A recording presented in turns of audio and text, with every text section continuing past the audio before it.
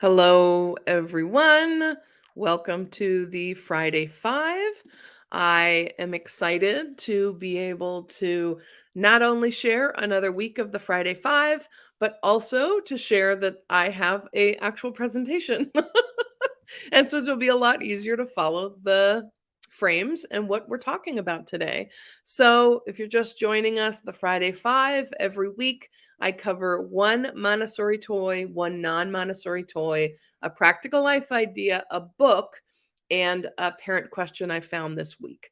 If you have a question, this is live, so please drop it in to the chat and I will happily answer either a question that you have that's going on for you or something specific about some of the things that we're going to be talking about. So at the top, I always like to clarify what I mean by a Montessori toy and a non-Montessori toy. And no, I do not mean something that's made of wood. That's not the criteria for it to be a Montessori toy. So what I mean by Montessori toy is that this is something that in the design or the creation of the material, activity, toy, whatever you want to call it, in the creation of that, development was centered. So, what the child's doing developmentally. Most conventional toys, what is being centered is the child's entertainment. And that's often the frame of reference that families are thinking of when they think of a toy or an activity, is that it's going to occupy the child. But to let you in on a little secret, when we align the kinds of things that we offer for the child to use to the child's development, it's in sync with what they're trying to do naturally, and that allows them to concentrate more, be more absorbed and engaged because it's in line with everything that their body, brain, heart, soul, everything is trying to do. So usually conventional toys are going to be more sort of short-lived in terms of the child's concentration because they're designed to entertain, which is going to have a big burst of interest and then that's going to fade. Whereas if we provide materials and activities that actually are supporting the child's inherent development, then they're going to concentrate quite a bit longer. So that's how we're going to differentiate the two kinds of materials and activities, is whether there is the development was of the child was centered in the creation of those kinds of things, or whether it's an afterthought. Because sometimes there are materials that we can think of as an afterthought and sort of say, oh, this is kind of connected to this part of development. And I could see how this is really supportive. And that might be a really lovely thing to add to your home. And that wouldn't necessarily be considered a Montessori toy, because what we do in Montessori education is it's a pedagogy that centers the child and their inherent development.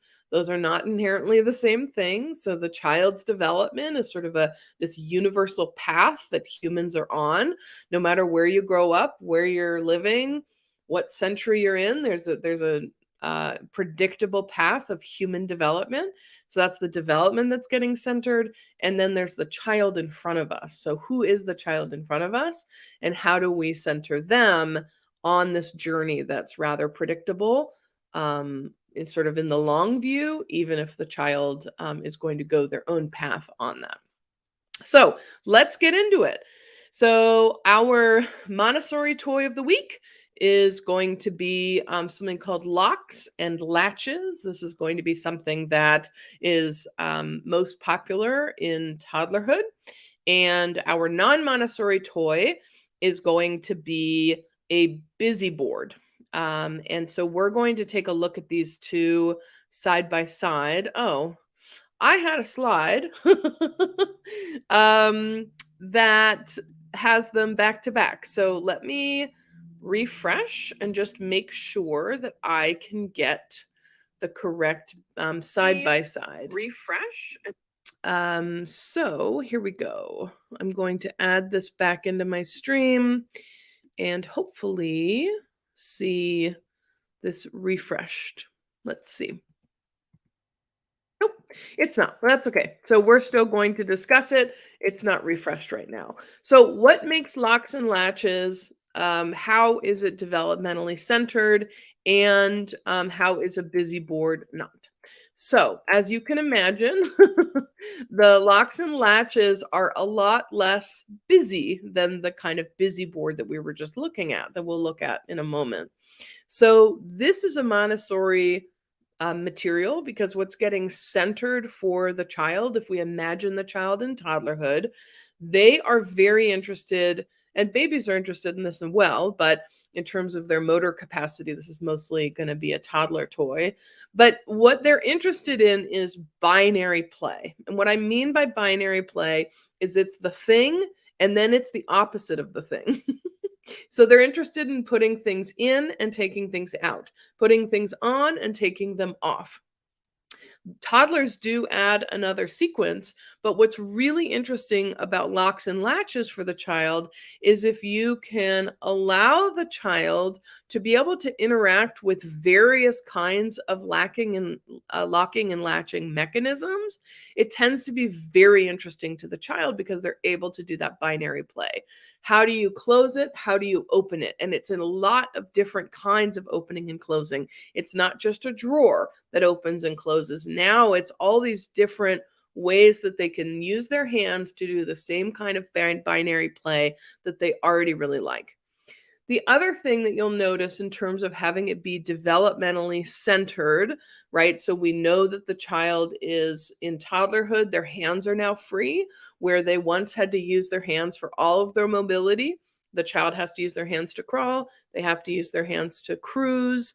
Walking and the beginning of toddlerhood, now their hands are free, which allows their hands to have more refined uses because they're now not sort of obligated to be part of all of the moving. And so to allow the hands to do the kind of refined movements that the hands probably want to do, toys like this are going to really be attractive to the child because now they're very interested in getting into the more refined hand motions. So that's one aspect that this is centering. And the other is this isolation.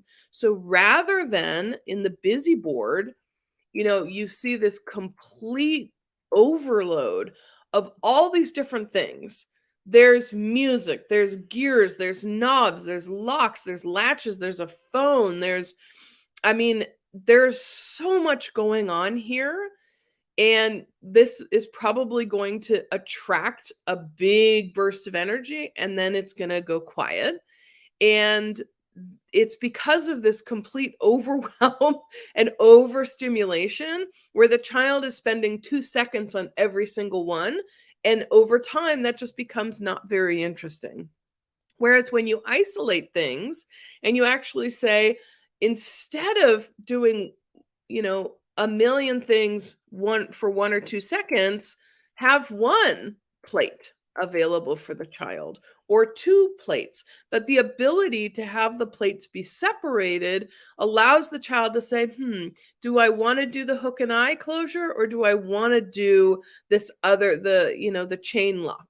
Which one am I interested in? And by allowing the child to choose what they're interested in because the ideas and concepts are isolated, that allows the child to get a lot closer to what they're working on developmentally. And that's when you see them go deep, deep, deep into concentration. We start seeing the child reach a state of flow, of having it be almost out of their skill set, but still within a time when they really want to practice to perfect. So this is going to elicit a lot of strong concentration for the child because of how it's designed, even though it has very similar things to the busy board.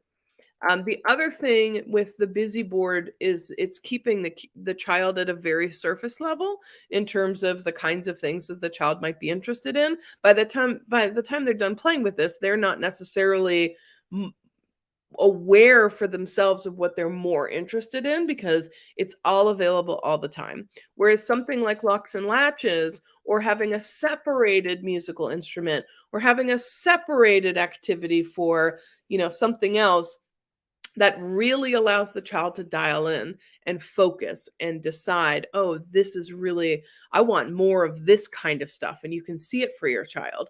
And it'll allow you to be a lot more responsive to the child's interests so that they can have the things that are going to allow them to really go deep into that self perfection and into the kind of building of themselves that they're doing in the first couple of years. I always like to think of this, you'll hear this from me a lot, of it as a kitchen. So the materials that are in the child's environment, they're not toys like we would think of it. It's not like, oh, should I watch a movie or should I read a book? It's not entertainment. The materials that are available to the child are much more like the things in the kitchen. They're tools that the child is using. So if you're trying to bake a lasagna, you're going to need certain tools. And if those tools are readily accessible, it's going to be a lot easier for you to make the lasagna.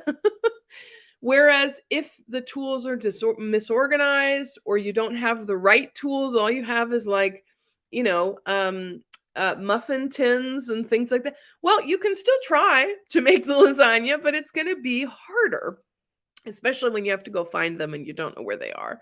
So the child's environment is not like our adult play space where we're thinking, how do I want to entertain myself? It's really tools. And so the kind of things that we want to put in the environment, we're seeing them as tools that the child is going to use to construct themselves. They're constructing their movements, which is going to directly relate to how well they regulate those movements, right? So you first have to know how to move your body before you're able to regulate and stop and be so refined to know when to stop moving your body in certain ways. They're learning how to build and construct a language, and they're going to use the environment to do that. We are part of the environment. We're going to be a big source of language in the environment. And a lot of the toys or materials or activities that the child has access to, those are going to be tools that they're going to use for their own self-construction. So just remember that they're not, the idea is that they're not there for entertainment. That really just taps at the surface level and it's overstimulating, and we really don't get to maximize the potential of every single one of these possible things. There's so many individual activities here that the child would probably love to do if they were isolated and they were not presented to the child all at once. So that is the Montessori toy versus the non-Montessori toy. Now let's get to our practical life. And because I built this presentation ahead of time, yay, go me. I actually have a video. And so today's practical life is feeding a pet. And so I have a video of a child feeding a pet, and we're going to watch it. It's about 5 minutes. And we're going to talk about how this was built. So before we watch the video, and I don't think it'll automatically play. Okay, good. I hope I can play it. If we can't, I'm going to figure out how to bring the video up here. But just a few things that I want you to pay attention to that we've talked about a few times is, in order for the child to be capable of doing chores or doing things in the household that you want them to do, like cleaning up after themselves, feeding a pet, taking care of a plant, putting their clothes away. All of these things are things that we have to do every single day. These are daily living tasks. And when you think about practical life, you want to think of it in your household.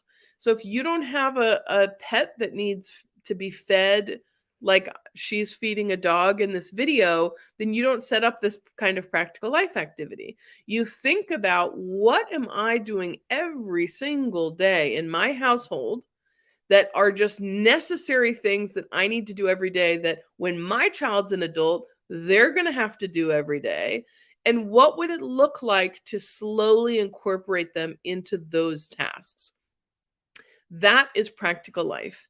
And when we think about it, I want you to think about the very basic motor skill that is required to decide how and when to incorporate your child.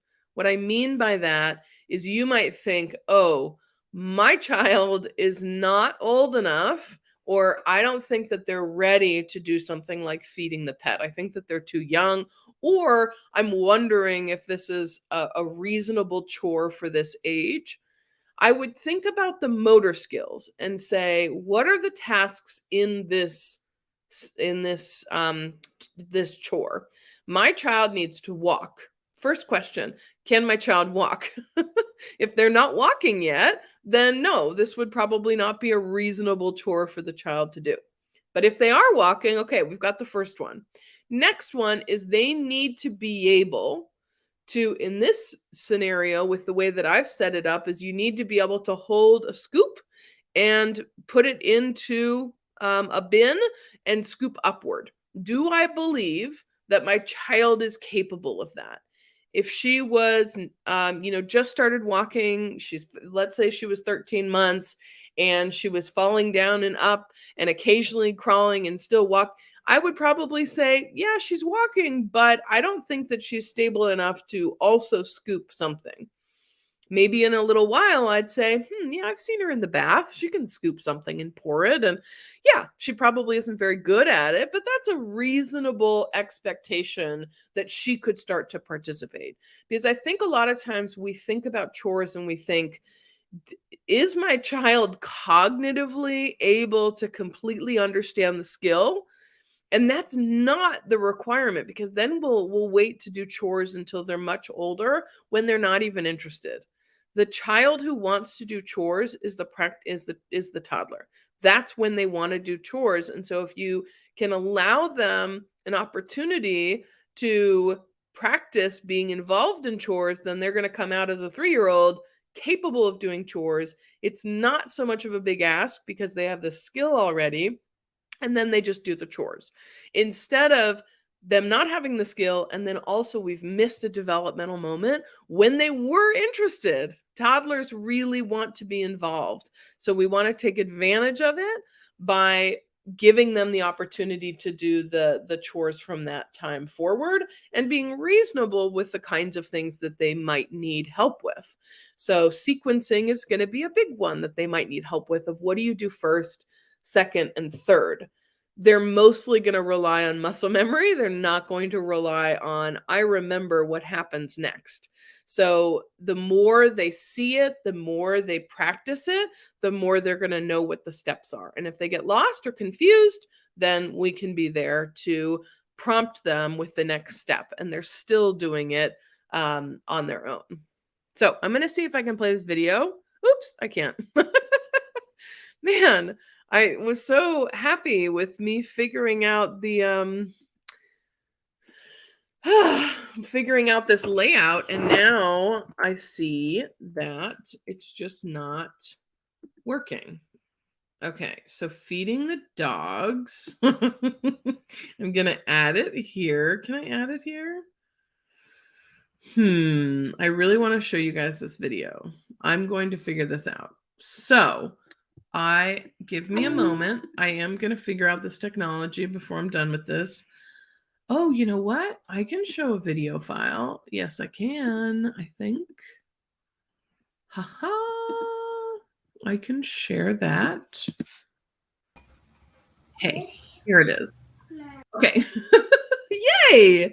Okay, I can figure these things out. All right. So I'm going to, no, I'm going to go back to this to make sure that you can see it. So this is my child at, I just want to see how old she is. This is her at 20 months. Okay, so this child walked around 13 months, and that was like solid walking. So first steps were just before she turned 1.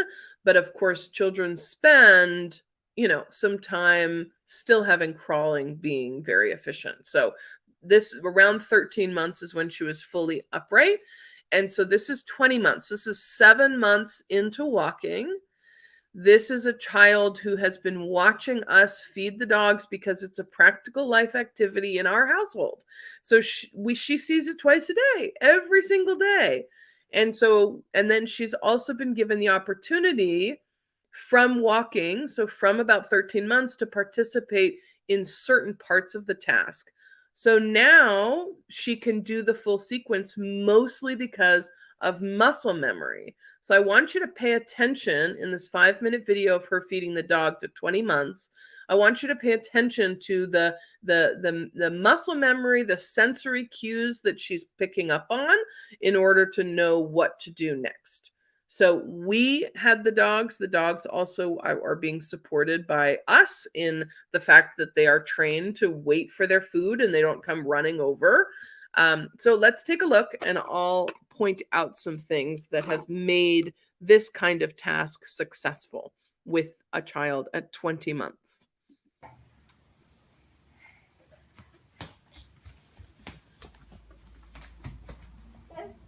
So we opened the food container because that might be kind of hard for her. And we gave her a measuring cup that was her size.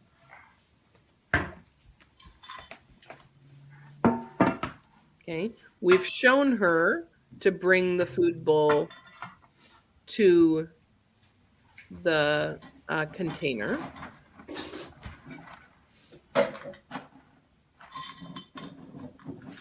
It's down at her level.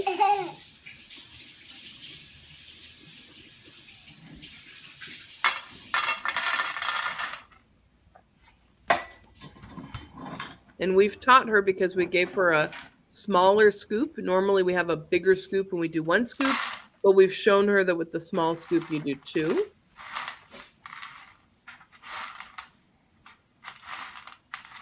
I was inclined as a parent to see her playing around with it. I was inclined to stop her from playing because the dogs were hungry, but I was also wondering what was happening. So I took a step back before I stepped in, and she kept going. And then I learned a little bit more later in the video what she might have been doing.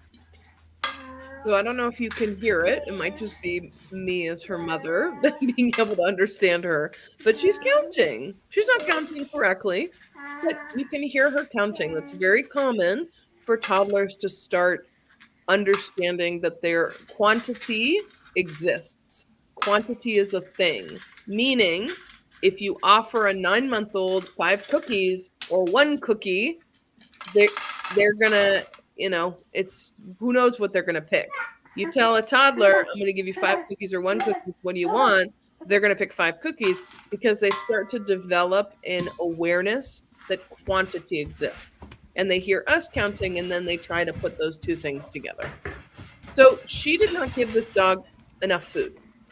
She went to go take it over, and what you'll notice that I feel like I observe is that she sees too much metal at the bottom of the bowl because she's not doing the exact number of scoops that we were doing, but she's using a sensorial check of she can see the metal in the bottom of the bowl as to how much food to give. That's not what we did, but every time we showed her the food bowl, It was always covered the bottom with food. And she's picked up on that. So in the beginning, when she was looked like she was playing around with the food, I believe that she was trying to check to see how much of the bottom was visible to see if it was enough food, because she can't really count and she's not doing perfect cups. And she's trying to decide how much to give the dogs, and she has some impression in her mind of a way to gauge what's there. So, of course, she's 20 months. Dogs have been waiting now for 4 minutes. Our dogs are very patient. But we are there to support the dogs because it's not reasonable to think that she's going to be able to manage the dogs if they get impatient. So we're there to support the dogs and have them wait. And they don't wait all the time, this amount of time, and they got lots of loveys and treats and stuff. But the idea is that we're setting up the success of the environment by being here with her to see kind of where she might need support. She's decided on her own to put the lid on and to try to figure out how to close it, which she figured out. And she actually gave the 2 dogs a pretty equitable amount of food.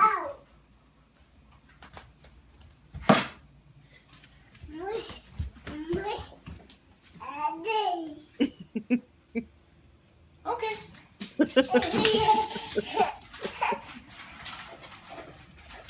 And how happy is she for participating? You might notice that your child, if you wanted to begin having them take care of a plant or an animal in your household, they're going to, especially if they're a toddler, they're going to feel really excited that they get to contribute to the family, that they got to do something. They feel proud of themselves. Their self-worth is higher. They just feel like they're part of something, and they have some real skills that add to the family and to the community. So a couple ways to get set up is to, number 1, figure out what is the daily skill in my household that is about taking care of another living thing. Maybe it's a plant, maybe it's an animal, but is there something in the household that we do every day? And the first step would be to have your child see you do it. So inviting them to watch is going to be a really, really helpful thing. Know that if you're inviting a toddler to watch you do something, they're going to want to do it.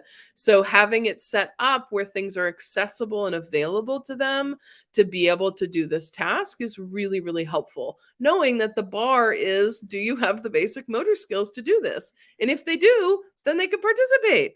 And if she were to take the food and not put it in the bowl, which she has done, and she actually just throws it on the floor, then that tells me that she's not actually interested in participating, right? And so I can set a boundary and say, oh, okay, I'm going to do this right now, because she's not interested. She's just sort of throwing things around. Or you could wait and kind of see what happens, because sometimes they're not doing it to hear the sound on the floor. Sometimes they thought they were going to put it in the bowl and it spilled. And then you give it a second and they pick up every single piece and put it in the bowl. So you can watch, always step back before you step in, take a look, see what's going on. If they're not interested, they don't have to do it. Chores are not something that they have to do, that they're obligated to do. We're trying to tap into the child's inherent interest. And so we want to allow them to be helpful. So we're not asking them to do these things and then not be very helpful. So we want to give some guidelines around that if they're just throwing the food around, that this is not the task for right now. But we also want to give them enough time and space to sort of see if they're going to be successful, and then they'll be so happy that they did. Alrighty, so good thing to know about those videos. I will have those loaded up for next time, but I hope you enjoyed that. I will try to pull up a video that, if I have one that relates to practical life, so you can kind of see what it looks like, and the potential of the child who is younger than I think our impression as adults are in terms of who can do these tasks. I think we normally think of feeding a pet as like a 5-year-old task, not a 20-month task, but it can be. All right. So next up on our Friday 5 is our book. So today I am talking about Owl Moon. This is a beautiful story of a girl going owling with her dad. It's very well illustrated. It reads in a very poetic way, so it's very enjoyable to read and hear. It's got a really nice cadence to it. Of course, the illustrations are beautiful, and it's got a really great part of the story, which is sometimes you see an owl and sometimes you don't. It's sort of it's allowing for that kind of instant gratification to not always be there. And I've used this framework of this book to share with the kids about things that, for my kids the other week, we live near a college that has a public campus and a pool that you can visit. And you can, pay to just go to the pool for an afternoon. And they just shifted their hours. So we didn't know that they had shifted their hours. They used to do a family swim time at 4 p.m. And now it's at 5:30, which is really hard for us to make. So we had been going to the pool once a week at 4, and then we showed up at 4, and they said that they had switched their hours for the rest of the summer until they got their fall schedule up and running. And that was disappointing. Of course it was. But using the framework from this book of, well, sometimes you see an owl and sometimes you don't, it allows for us to just be aware of our feelings of disappointment, that those are normal and natural and they exist, and sometimes things don't work out. So it's a beautiful story. I really love the reading of it and the illustrations. When you're looking for a kid's book, you always want to look for a children's book that has an author. It's surprising how many books do not, especially in the infant space. People just make books that they think people want to buy for their infant. And if you don't check for an author, then there's no intentionality around the words or even the story. And there are some really talented children's book illustrators and authors out there that you can find. And they do books for infants just like they would do books for older kids. So Owl Moon is a beautiful story. I would definitely say that this is more toddler, 2, 3, and plus is a great story because it's a little bit longer, but the illustrations are beautiful. So you can always use an older book for younger children by just opening the book and talking about the illustrations rather than going through the whole story. But you never know. So you can try and go through the whole story. But Owl Moon is a really beautiful book, and I would encourage you to check it out. All right. Friday 5, my one parent question. So, my question of the week was, my baby is 14 months, and I just heard about Montessori. How do I start, and is it too late for your book? So, I'll talk about my book second. I'll talk about Montessori first. So, Montessori is an approach that allows us to prepare ourselves and our spaces for the child's development. So, I would argue that anytime we have an opportunity to align ourselves and the child's environment to the development that they're trying to do is a good thing. So I also get this question on, oh, if is my child confused if I don't do Montessori at home and they go to a Montessori school, right? I would say any opportunity that the child has to be with an adult who is understanding their development and aligning to that, and to be in a space that is aligned to their development, that allows the child to do the development that they're trying to do.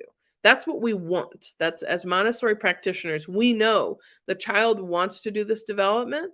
Every fiber of their being is trying to do very specific developments in the first 6 years. And we are trying to carve out a space where they can do that development and where we're not an obstacle blocking their way. So it's never too late for Montessori. It's really about trying to understand what is the development that your child is doing, and then what would it look like to make sure that you're not in the way of that. You're creating space for them to do the development. So that it's never too late. It's always the best time to align yourself to your child's development, whether you want to call it Montessori or not, but that is what we do as Montessori practitioners. And how do I start? I mean, there's so many different ways. You can start by trying to understand a bit more about your child's development. So you can seek out developmental resources. And then you can, for yourself, try to think about, okay, so based on that development, what would it look like to support that in our home? I would say as a Montessori parent educator that I've found that it's so helpful to have a coach and a guide to do that, because not only can that coach and guide give you the developmental resources that you're looking for, but they can also provide that translation. So as Montessori parent guides, we know how to translate that for you, so that you feel empowered to use that translation for your own home. So for your own child, it just makes it more actionable for you. So you can definitely try to do it on your own. I would highly encourage you to connect in. We have an app. It's called Parent Montessori. And this app is free to download. There's a free mini course. There's some really great ways to start to understand Montessori and to start to understand that there is the possibility of having a parent guide. We have virtual support groups led by an international team of Montessori educators. There's a Montessori masterclass, so you can actually, if you wanted to do a online course around what Montessori is, that's a great option, is the Montessori Masterclass, which is in the app. And then there's one-on-one. So if you wanted to actually have a coach and do a one-on-one session, then that's another option. So I do think that that is a great path.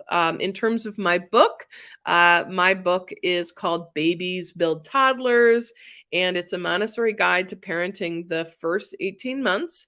And I would say, no, 14 months, you're not too late for this book. This book I created this book after working with over 1,200 families in this age range of 0 to 3, and being trained at the 0 to 3 and 3 to 6 level. I had a really important experience in the classroom and working with families to be able to know kind of where is the child going and where have they been. So what do you need to know now based on that in order to understand why things are the way that they are, and to understand what are you doing now that's going to help support tomorrow. So it's really written in a way that is non-judgmental. It's meant to, so many people have told me and have reviewed the book and just said that it's such an easy read. It's really easy to understand, but you get a tremendous amount of Montessori theory and child development information in the text. It's fully referenced and cited. So you will be able to go back and if you want more information about that child development, but it's really centers the translation. So even if you were in toddler, even if your child was 2 years old, and you were just starting in Montessori, this would give you a really solid foundation on Montessori theory. It's also beautifully illustrated. I worked with a team of illustrators, and so every chapter is illustrated by someone different. So it is a self-published book. So I published this on my own, and my illustrators are all female entrepreneurs. And so by supporting this book, you're supporting a larger vision of being able to have new kinds of books that are featuring sort of local self-starter artists. So I would recommend that you check it out. And even at 14 months, I mean, you're going to get a tremendous amount of information about toileting, about toys for that age group, around sleeping. So many things are covered in this book, and it gives you a really solid frame of reference for your child's development and for starting Montessori. And then I also hope you check out the app, because the app does connect you with live support. So thank you so much for joining me for the Friday Five. It was lovely chatting. And next week, we will be talking about more Montessori toy, a non-Montessori toy, another practical life, a book, and of course, a parenting question that you can submit And let me know what you're wondering about. Otherwise, I just find it on the web. Thanks for watching.